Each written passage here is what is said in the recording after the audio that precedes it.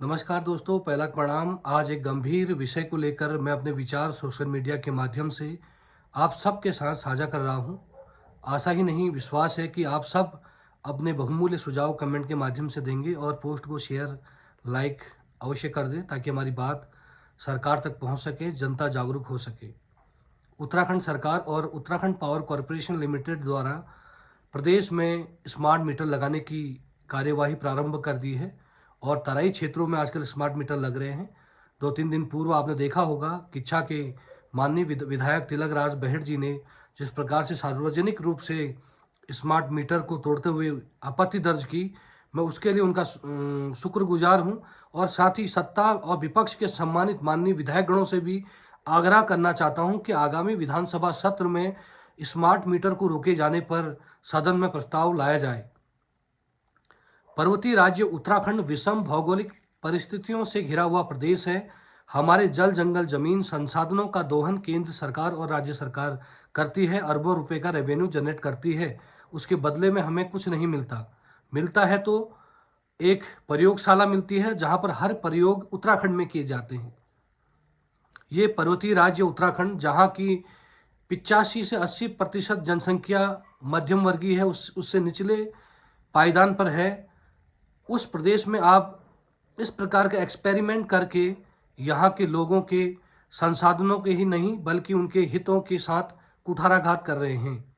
इसलिए मैं इस विषय पर अपने विचार रख रहा हूँ और आप सबसे भी कहना चाहता हूँ कि इस आवाज़ को आगे बढ़ाने में अपना योगदान दें। मैं कहना चाहता हूँ कि जल हमारे, जंगल हमारे, जवानी हमारी, पहाड़ हमारे, उत्तराखंड हमारा, हिमालय हमारे। और इन हिमालयी राज्यों से, हमारे उत्तराखंड सहित अन्य हिमालयी राज्यों से देश के विभिन्न राज्यों को जलवायु के साथ स्वच्छ पेयजल, वायु और विभिन्न मुफ्त के संसाधन मिलते हैं। मैं ये सरकार से कहना चाहता हूं कि जब हमारा बिजली प्रदेश उत्तराखंड है, यहाँ बड़े बड़े हाइड्रो प्रोजेक्ट हैं, हम बाहरी राज्यों को बिजली बेचने का काम करते हैं और वो राज्य अपनी जनता को निःशुल्क बिजली प्रदान करने का काम करते हैं, और हमारी सरकार हमारे ही संसाधनों पर कुठाराघात करने का काम कर रही है। ये गलत है। मैं सरकार का विरोध नहीं कर रहा हूं बल्कि एक पॉलिसी का विरोध कर रहा हूं कि प्रदेश में इस प्रकार की पॉलिसी के लिए कोई स्थान नहीं है। स्मार्ट मीटर लगाने के बाद हमारे ग्रामीण क्षेत्रों के गरीब मध्यम वर्गीय लोग इस सेवा से वंचित हो जाएंगे और इस आपातकालीन सेवा से मुझे लगता है कि वो वंचित हो जाएंगे, क्योंकि बिजली, स्वास्थ्य, शिक्षा ये इसेंशियल सर्विसेज में आते हैं और इसेंशियल सर्विसेज में आप हिंड्रेंस लाने का काम कर रहे हैं, ब्लॉकेज लाने का काम कर रहे हैं। मैं एक छोटा सा उदाहरण दूंगा कि 2 दशक पहले तक हमारे पास टेलीफोन होता था।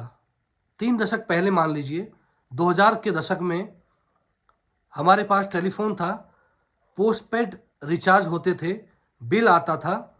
उसके बाद सूचना क्रांति आती है, मोबाइल फ़ोन का समय जाता है और आपके स्मार्टफोन आ जाते हैं, मोबाइल फ़ोन आ जाते हैं। तो मोबाइल फ़ोन आने के बाद क्या हुआ, ज़रा गहराई में जाने का काम कीजिए कि बड़ी बड़ी जो इंटरनेशनल कंपनीज़ हैं, हमारे देश की कंपनीज़ हैं, चाहे जियो है, आपका एयरटेल है, आइडिया है और दूसरी कंपनियों ने सिम देकर, प्रीपेड सिम देकर कहीं ना कहीं जनता की जेब से पैसा निकालने का काम किया। आज हम इन जो सुविधाएं हैं, इन सुविधाओं से ऐसे जकड़े हुए हैं कि इनके बिना हम आगे नहीं बढ़ सकते। अगर आज मोबाइल फ़ोन का रिचार्ज खत्म होता है तो मुझे नहीं लगता है कि हम अपनी कार्यों को अच्छे तरीके से कर पाएँ।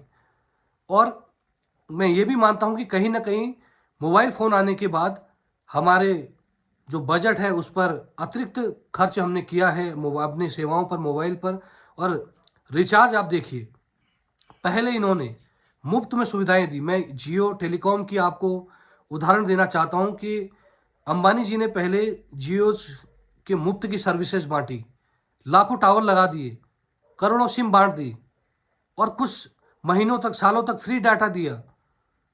और उसके बाद अचानक उनकी सेवाएं महंगी हो जाती हैं। और आज आप देख लीजिए कि 150-200 रुपये का रिचार्ज, तो इस प्रकार की सेवाओं को जनता को लुभाने के लिए दिया जाता है, उसके बाद जनता के ही जेब में डाका डाला जाता है।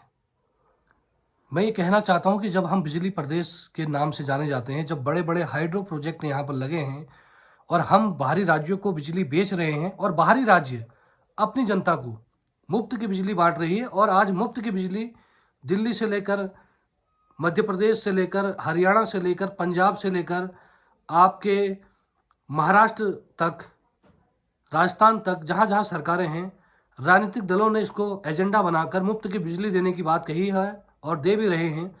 तो ऐसे समय में यदि उत्तराखंड की सरकार मुफ्त की बिजली अपनी जनता को नहीं भी दे रही है, तो कम से कम इस प्रकार के तुगलकी फरमान जारी ना करें। मैं स्पष्ट तौर पर कहना चाहता हूं कि स्मार्ट मीटर जो इसमें जो कंपनीज हैं, प्राइवेट कंपनीज हैं, उनका मोटा मुनाफा है।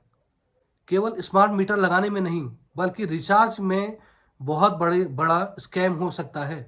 बहुत बड़ा फायदा लेने की जुगत में प्राइवेट कंपनी में नाम नहीं लेना चाहूँगा इस समय इन्वॉल्व है।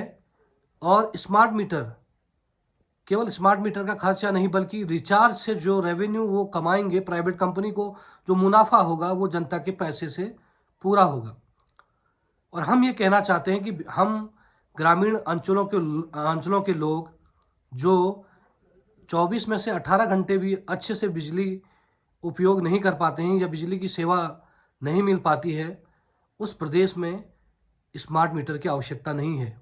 मैं इस बात का पक्षधर नहीं हूं कि बिजली चोरी नहीं रुकनी चाहिए। आपके पास सिस्टम है, यूपीसीएल के पास इंफ्रास्ट्रक्चर है, मेन पावर है, जहां पर बिजली चोरी होती है उसको रोकिए। आपके आजकल जितनी भी टेक्नोलॉजी है, आप देख लीजिए कि पहले के वायर और अब इलेक्ट्रॉनिक वायर और कनेक्शन और बिजली डिस्ट्रीब्यूशन, तमाम चीज़ें हैं, बिजली चोरी पर अंकुश लगा है। उसके बावजूद भी आपको लगता है कि उत्तराखंड में बिजली चोरी हो रही है, तो उसको रोकिए। लेकिन स्मार्ट मीटर को लगाना हमारे हितों पर कुठाराघात होगा। एक गरीब व्यक्ति, एक मध्यम वर्गीय व्यक्ति 24 आवर्स अपने जीवन के संघर्षों में काम करने के लिए व्यतीत करता है। और ये इसेंशियल सर्विसेज में मैं कहना चाहता हूँ, बिजली जो है, अगर रात को बिजली चली गई, मान लीजिए किसी गरीब व्यक्ति के पास पैसा नहीं है रिचार्ज करने के लिए, तो उस व्यक्ति को बिजली से वंचित रहना पड़ेगा। और पोस्टपेड स्मार्ट मीटर का जो कॉस्ट है और जो इसकी कैलकुलेशन है, वो भी फास्ट बताई जा रही है। जो हमारे नॉर्मल मीटर लगे हुए हैं, इन मीटरों के सापेक्ष जो आपके स्मार्ट मीटर हैं, उनकी पारदर्शिता पर संदेह है, उनकी वर्किंग कैपेसिटी पर संदेह है। तो इसलिए मैं कहना चाहता हूं कि हमारे देवभूमि की सरकार इस तुगलकी फरमान को वापस लें। आगामी विधानसभा सत्र जो आहूत होने जा रहा है, उसमें सत्ता पक्ष और विपक्ष के माननीय विधायकगण दलगत राजनीति से ऊपर उठकर जनता के लिए कम से कम इतना कार्य करें। आज तो दूसरे राज्यों में सरकारें मुफ्त की बिजली दे रही है। उत्तराखंड की सरकार मुफ्त में बिजली देने के बजाय स्मार्ट मीटर लगाने का काम कर रही है। ये गलत है। और हम इतना भी कहना चाहते हैं कि जनप्रतिनिधि, सरकार, सत्ता पक्ष विपक्ष अपने जगह पर जो संघर्ष करेगी, लेकिन आम लोगों के साथ हम भी सड़कों पर संघर्ष करेंगे। और इतना हम तय कर चुके हैं, हम प्रतिबद्ध हैं कि किसी भी हाल में हम स्मार्ट मीटर को नहीं लगने देंगे।